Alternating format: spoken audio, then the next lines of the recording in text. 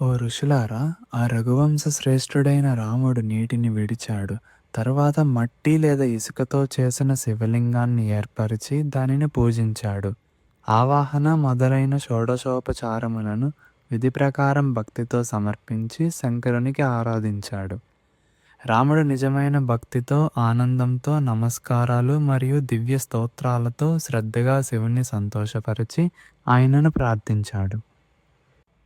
ఓ శంభో మహదేవా, ఎల్లప్పుడూ భక్తులను కాపాడేవాడా, నీ శరణు పొందిన దీనమనస్కుడైన నీ భక్తుడనైన నన్ను రక్షింపుము.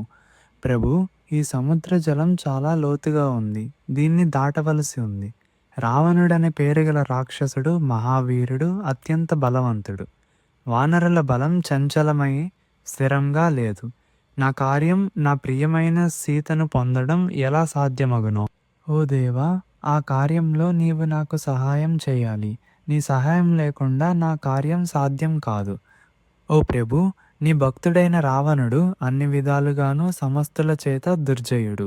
నీ చేత పొందబడిన వరానికి గర్వించి 3 లోకాలను జయించిన మహావీరుడు. ఓ సదాశివ, నేను నీ దాసుడనే, పూర్తిగా నీ అధీనుడనే. అందువలన ఈ విషయాన్ని ఆలోచించి నాపై దయతో పక్షపాతం చూపవలెను. ఈ విధంగా ప్రార్థించి మళ్ళీ మళ్ళీ నమస్కరించి ఆ తరువాత వారు గట్టిగా జయ జయ శంకర అని నినాదించారు.